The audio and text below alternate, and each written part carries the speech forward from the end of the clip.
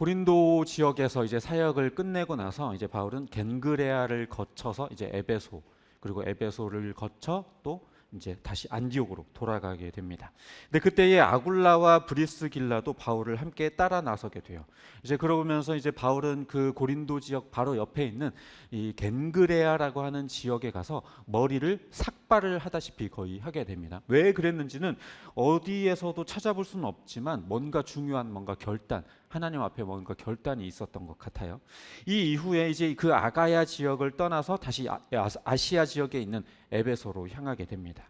에베소 사람들은 바울에게 더 함께 있어 달라고 요청을 했지만 정중하게 거절한 뒤에 이제 에베소를 떠나서 이제 가이사랴에 내려 다시 예루살렘으로 갔다가 종착지인 이 안디옥으로 들어가게 됩니다. 그렇게 2차 전도 여행의 여정이 끝을 맺게 되죠. 그런데 이제 바울이 이 에베소를 떠날 때에는 이 브리스길라와 아굴라는 거기에서는 바울을 따라 나서지 않고 그 에베소 지역에 남아 있게 되었어요. 근데 그때 이 안디옥으로 이제 에베소가 떠나게 될 때쯤에 이제 에베소에 아볼로라고 하는 사람이 그 지역에 오게 됐습니다. 그는 알렉산드리아 태생으로 유대인이었다고 오늘 본문에서 말을 하고 있고요. 또 말을 잘하고 성경에 능통한 사람이었다라고 그에 대해서 설명을 해주고 있습니다. 이 알렉산드리아라고 하는 이 지역은요, 이집트 지역에 있어요. 이집트 땅에 있는데 알렉산더 대왕이 그 이집트를 정복하면서 세웠던 도시가 바로 이 알렉산드리아라고 하는 지역입니다. 그 지역에는 아주 오래전부터 많은 유대인들이 정착을 해서 살고 있었다고 해요. 그러니까 이 아볼로라고 하는 사람도 그 지역에 머물던 부모에게서 태어나 그 지역에서 정착하며 살았었던 것 같습니다. 그리고 또 아볼로는요, 유대인이었음에도 불구하고 오늘 본문에 보니까 예수님에 대해서 알고 있었던 것 같아요. 예수님에 관해서 많이 열정적으로 가르치기도 했고 또 정확하게 가르치기도 했다라고 오늘 본문을 이야기하고 있습니다. 하지만 그럼에도 불구하고 이 아볼로는요, 오직 요한의 침례밖에는 알지 못했다라고 또 기록을 하고 있어요. 그래서 이 브리스길라와 아굴라가 그의 설교를 듣고서는 데려다가 하나님의 말씀을 더 구체적으로 자세하게 가르쳐 주었다라고 이야기를 하고 있습니다. 아마도 그들을 통해서 예수님에 관해서 더 깊이 깨닫게 된 것 같아요.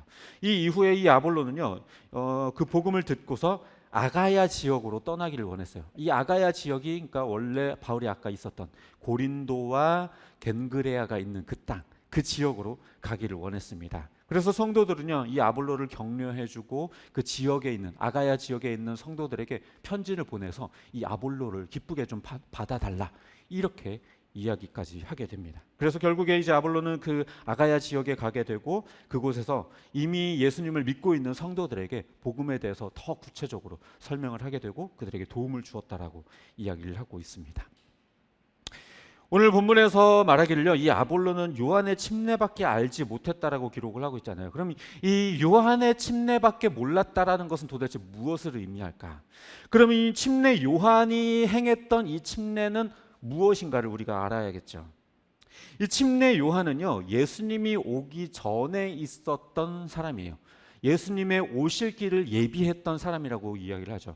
즉 다시 말해서 예수님보다 이전에 있었던 사람이기 때문에 이는 구약에 속한 사람이에요. 구약의 마지막 선지자였던 겁니다, 이 요한이.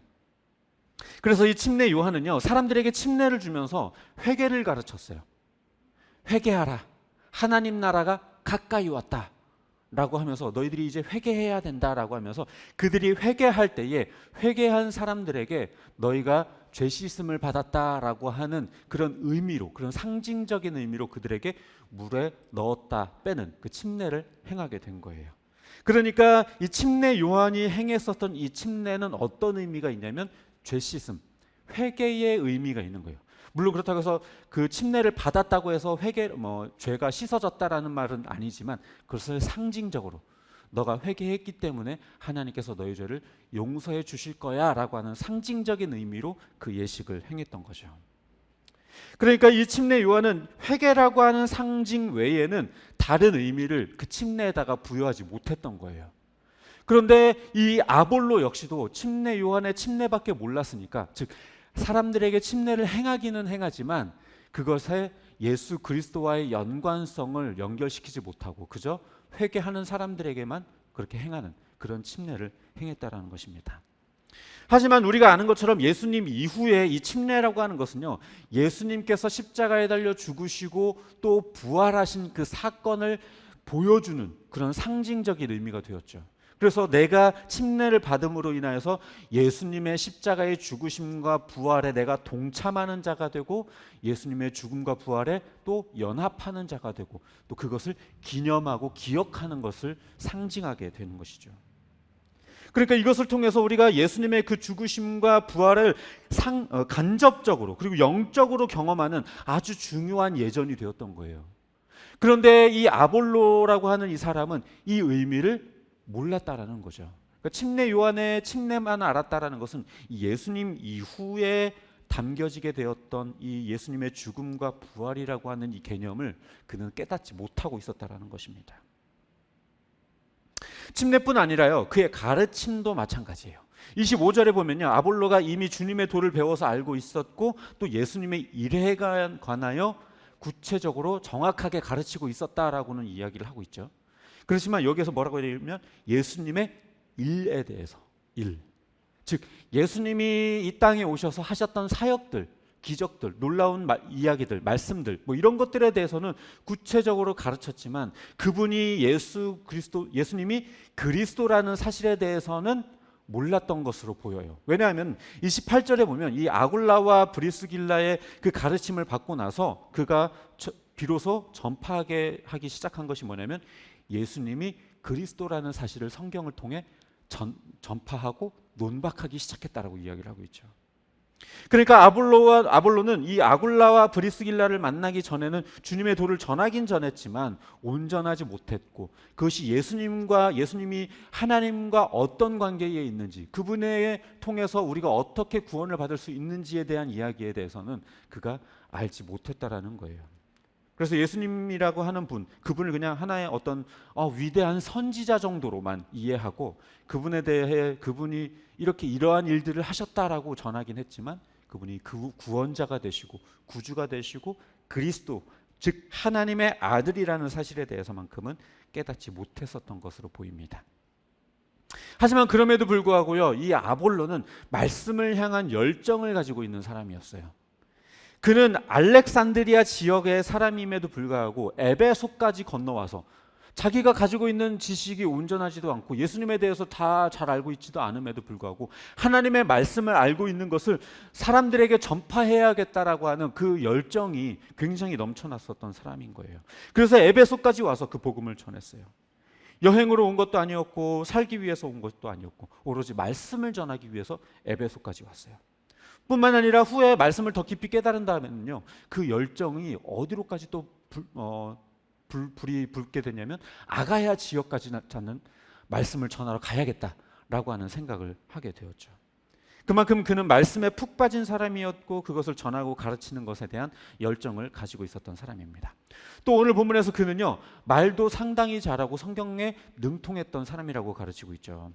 비록 예수님에 대해 침례에 대해 완전한 지식을 가지고 있었던 것은 아니지만 사람들에게 성경을 가르칠 수 있었다라는 것, 그리고 아굴라와 브리스길라에게 말씀을 배운 후에 자기가 가지고 있었던 성경적 지식을 예수님과 연결시킬 수 있었다라는 것, 그것은 그가 이미 성경에 능통하고 성경적 지식이 대단했다는 것을 보여주고 있는 것입니다. 그래서 누가 기록했는지 알려지지 않은 히브리서의 기자로 많은 사람들이 거론이 되거든요. 이 책을 바울이 쓴 거 아닐까? 바울이 썼다고 하기에는 뭔가 좀 다른 면이 있어. 그럼 브리스길라와 아굴라가 쓴 게 아닐까? 그렇게는 뭔가 조금 부족하지 않을까? 또 그러면서 언급되는 사람 중에 한 사람이 바로 이 아볼로라고 하는 사람이에요. 왜냐하면 그는 성경에 능통했고 구약 성경에 대해서도 많이 알고 있었고 언변도 뛰어났던 사람이니까 이 사람이라고 하면 그래도 뭔가 성경을 히브리서를 기록할 만한 능력이 있지 않았을까라고 추정을 하기 때문에 이 아볼로 역시도 히브리서의 기자로 그렇게 후보군에 올라와 있기도 합니다. 그만큼 대단한 거죠. 하지만 이가 대단한 지적 능력을 갖추었다라고 말하기보다는요, 하나님의 말씀을 향한 열정이 대단했다라고 보는 게 훨씬 더 맞는 말일 겁니다. 단순히 그냥 지적인 능력만 있다고 해서 그게 다 되는 일은 아니거든요. 단순한 지적 호기심으로 말씀을 연구한 게 아니라 그 말씀을 다른 이들과 나누고 전하기 위한 그 열정 때문에 말씀을 더 깊이 연구하고 공부했던 것이거든요. 즉 그러니까 그는 지식이 뛰어났던 사람이라기보다 말씀을 향한 열정이 뛰어났던 사람인 것입니다. 그래서 그는 많은 사람들에게 도움을 주고 영향력을 끼쳤어요. 오늘 본문에서도 분명하게 이야기를 하고 있죠. 27절과 28절에서도 그 아가야 지역 사람들에게 도움을 주었기도 했죠. 뿐만 아니라요, 이 아볼로라고 하는 사람이 사도행전 말고 또 등장하는 데가 있거든요. 어딜까요? 어딜까요? 네? 저희가 성경 연구할 때 분명히 배웠어요. 아볼로. 네? 성경 공부할 때 분명히 배웠어요. 나왔어요. 우리가 이제까지 했던 성경 공부 뭐예요? 갈라디아서, 에베소서, 로마서, 고린도전서. 또 이 중에서 뭘까요? 넷 중에 하나 찍어봐요. 고린도전서예요. 고린도전서. 고린도전서에서 무슨 일이 있었죠? 와, 다시 해야겠네요. 고린도전서. 고린도 교회에 어떤 문제가 있었나요? 네, 감사합니다. 제가 다시 해도 되겠네요. 고린도전서를. 네, 감사합니다. 나는 아볼로파다, 나는 바울파다, 나는 베드로파다, 나는 예수파다. 이러면서 서로 파를 나누어가면서 서로 분쟁하고 다퉜었죠. 그런 문제가 있었죠. 그때 등장했었던 사람이 바로 이 아볼로예요. 물론 그렇다고 해서 이제 고린도 교회에서 누구 파냐를 가지고 분쟁했던 것이 아볼로의 잘못이라는 말은 절대로 아니에요. 아볼로는 절대 원인이 아닙니다. 그것을 가지고 다툰 사람들이 문제인 거지 말씀을 가르쳤던 아볼로의 잘못은 아닌 거예요. 즉 다시 말해서 이 아볼로가 고린도 교회에서 이렇게 바울과 베드로와 함께 이름이 거론됐다라는 것은 그만큼 대단한 영향력을 끼쳤다라는 것을 보여주는 대목이에요. 우리가 대단한 사람, 위대한 사람이라고 여기는 그 바울과 베드로와 견줄 만한 아볼로, 그 사람들과 이름이 거론될 만한 사람이 이 아볼로였다라는 것. 게다가 고린도전서 끝에서는요, 이 바울이 이 아볼로에게 어떻게 이야기를 했었냐면, 당신이 고린도의 교회에 가서 좀 그들을 좀 맡아주십시오 라고 이야기했는데 아직은 아볼로가 가고 싶어 하지 않습니다. 이렇게 고린도 교회에 이야기를 하고 있거든요. 그러나 나중에 전설에 의하면 이 아볼로가 결국에는 후에 고린도 교회의 목회자가 되었다라고 그렇게 여겨지고 있습니다. 그러니까 이 아볼로라고 하는 사람은 하나님의 말씀을 가르치고 전하는 일에 굉장한 열정을 가졌고 그것을 통해 많은 사람들에게 도움과 영향력을 끼쳤던 사람이었던 것이죠. 그리고 또 이 아볼로는요, 굉장히 겸손한 사람이었어요. 상당히 박식하고 성경적인 지식도 능통한 사람이었는데요, 브리스길라와 아굴라로부터 가르침을 받았어요. 브리스길라와 아굴라라고 하는 사람은요, 그냥 천막 만드는 사람이에요. 그들은 사역자도 아니었고 목회자들도 아니었어요. 그러니까 어떻게 보면 교회 하는 그냥 성도예요, 성도. 아볼로는 목회자인데, 근데 목회자인데 그냥 천막 만드는, 그러니까 텐트 만드는 사람이 와가지고, 야, 목사님 일로 와봐요. 내가 말씀 가르쳐 줄게. 근데 네, 성도님 가르쳐 주십시오. 이러고 있는 거죠. 이게 이해가 돼요? 감히 천막이나 만든 것들이 어디, 성경도 모르는 것들이 어디서, 내가 구약 성경에 대해서 얼마나 많이 하는데. 충분히 그럴 수도 있음에도 불구하고 이 아볼로는요,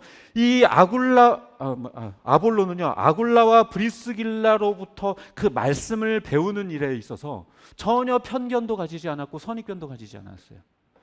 하나님의 말씀을 배울 수만 있다면, 깨달을 수만 있다면 그 누구로부터라도 배우려고 하는 그 자세가 있었던 사람인 거예요.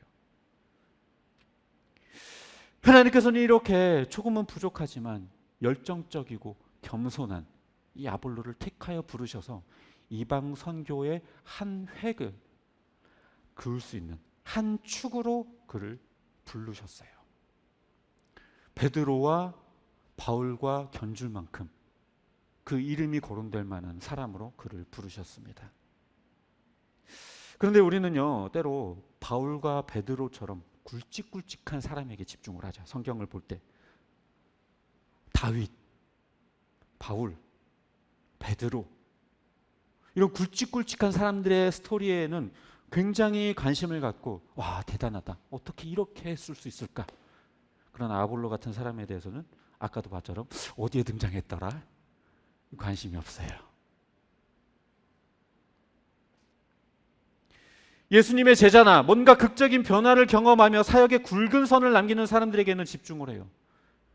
그래서 지금도 대형교회 목사님, 인지도가 높은 목사님에 대해서는 와, 대단하다, 저분 말씀 너무 좋아, 대단하셔, 어떻게 저렇게까지 교회를 부흥시키고 성장시키셨지? 하지만 저기 시골 구석에서 사역하는 목사님, 몇십 년이 지나도 성도 10명이 넘지 않는 그런 목회를 하는 분들에 대해서는 얼마나 목회를 못하면 그냥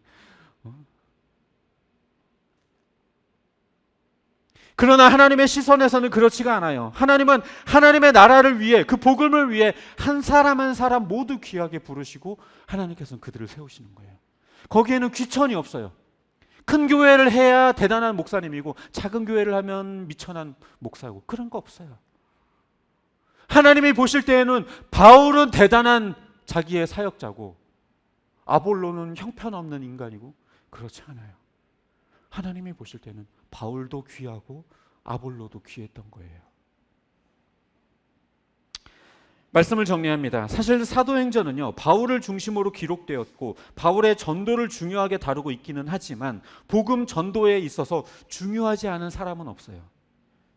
바울을 따라 나섰다가 에베소에서 아볼로를 가르쳤던 아굴라와 브리스길라도, 또 열정만 가지고 선교를 시작했었던 이 아볼로도, 또 그런 아볼로가 아가야 지역으로 가기를 원했을 때 그를 축복하고 그를 위해서 편지를 써주며 그를 격려했었던 그 에베소 교회 사람들도, 그들 모두가 있었기 때문에 아볼로가 훌륭한 목회자로 세워질 수 있었고, 바울뿐만 아니라 이런 아볼로라고 하는 인물이 있었기 때문에 이방 선교도 더 확장될 수 있었던 거예요.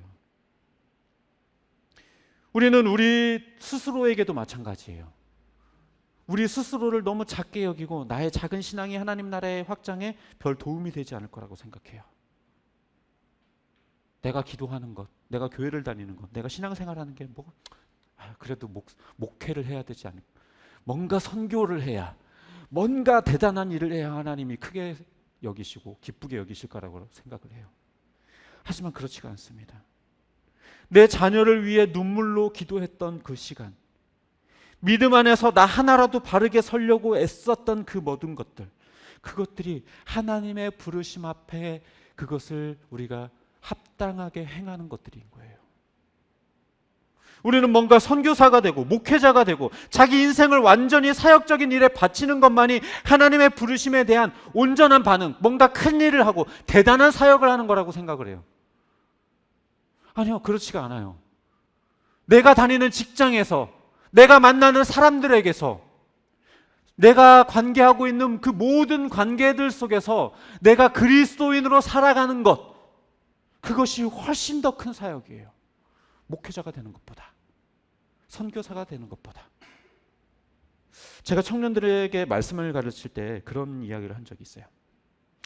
여자들은 집에서 애나 키우고 집안일 하는 거 엄청 하찮고 귀찮은 일이라고 여기는데, 아니다. 사실은 어떻게 보면 가장 큰 사역이다. 제가 그런 얘기를 했어요. 아니, 어떤 목회자가 24시간 붙어서 케어하고 관리하고 책임져 가면서 관계를 맺고 시간과 힘과 열정을 투자해 가면서 그렇게 한 사람을 키워내겠어요? 없어요.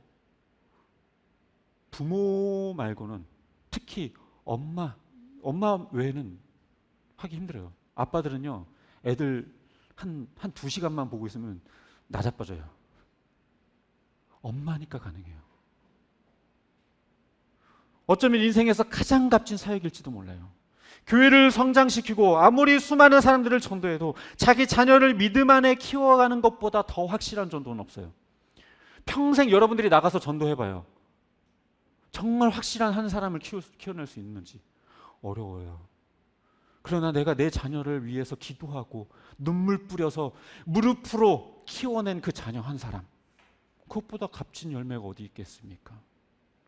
세상이 집에서 애 키우고 집안일하는 게 하찮고 뒤처지는 일이고 여성 비하이며 여성들의 사회 진출을 가로막는 일이라고 가르치지만요, 아니요, 절대 그렇지 않아요. 가장 고귀한 일이에요. 가장 숭고한 일이에요. 가장 아름다운 일이에요. 오히려 대부분의 사회 문제는요, 자기 자녀를 똑바로 키워내지 않아서, 가정교육이 되지 않아서 일어나는 일들이 많아요. 자기 자녀를 키워내는 것, 그거보다 더 값진 일은 없어요.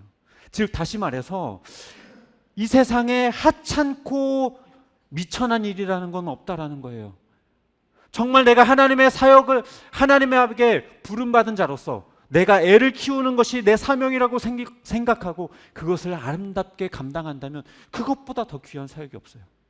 내가 내 직장에서 내게 맡겨진 일들을 정말 성실하고 정직하게 잘 감당해내는 것, 그것이 하나님의 부르심 앞에 정말 온전하게 응답하는 거예요. 내가 만나는 수많은 사람들의 그 관계 속에서 정말 그리스도인의 모습을 보여주면서 살아가는 것, 그것이 하나님이 나를 부르신 그 목적대로 내가 살아가는 거예요. 그게 목회예요. 모두가 바울이 되고 모두가 베드로가 되려고 한다면 누가 아볼로가 되고 누가 아굴라와 브리스길라가 되겠어요? 우리 눈에 보기에 큰 사역이 하나님이 보시기에도 큰 사역이라고 우리는 착각하는데 하나님의 눈에는 그렇지 않아요. 몇 달란트를 받았느냐가 아니라 얼마나 남겼느냐가 중요한 거예요. 우리가 5달란트, 2달란트, 1달란트 받은 자의 비율을 알지 않습니까? 1달란트 받은 자가 5달란트 받은 자를 보면서 난 이거밖에 안 받았네. 이거 괜히 장사했다가 뭐 잃어버리면 괜히 욕만 얻어먹을 테니까 그냥 땅에다 숨겨두고 주인이 오면 그때 돌려주자. 작은 걸 받았다라고 해서 그걸 작게 여기고 작게 행동하니까 열매가 없는 거예요. 하나님이 보실 때는 크고 작은 사역이라는 건 없어요. 크고 작은 사명이라는 건 없어요. 목회와 선교사 이런 것들은 대단하고, 주차 봉사를 하고 식당 봉사를 하고 이런 거는 하찮은 일인가요? 아니요, 절대 그렇지 않아요. 얼마나 큰 교회 목사냐, 얼마나 많은 사람들 앞에서 설교했느냐, 얼마나 인지도가 높은 목사냐가 하나님 앞에 합당한 목회자의 기준이 아닌 것처럼 우리가 얼마나 사람들 앞에 인정받고 대단한 일을 하며 큰 일에 쓰이느냐가 하나님 앞에 부름받은 자의 기준이 아니에요. 우리는 각자의 자리에서 부름받았고 그 자리에서 할 일을 찾고 그에 합당하게 순종해야 돼요. 내가 보기에 대단한 일부터 하려고 하지 말고 내가 지금 할 수 있는 작은 일부터 실천하고 순종해야 돼요. 그것도 하지 않으면서 뭔가 대단한 일을 한다? 아니요, 될 수 없어요. 지금의 내 자리에서 일단 기도하는 것, 내 자녀를 위해 눈물 뿌리는 것, 내가 만나는 사람에게 친절을 베풀고 선을 베푸는 것, 그게 하나님이 우리에게 요구하시는 가장 큰 사역이에요. 바라기는 우리를 부르신 하나님의 뜻을 온전히 바라보고 그 일을 작게 여기지 말고 있는 자리에서 순종하는 저와 여러분 되시기를 주님의 이름으로 축복합니다.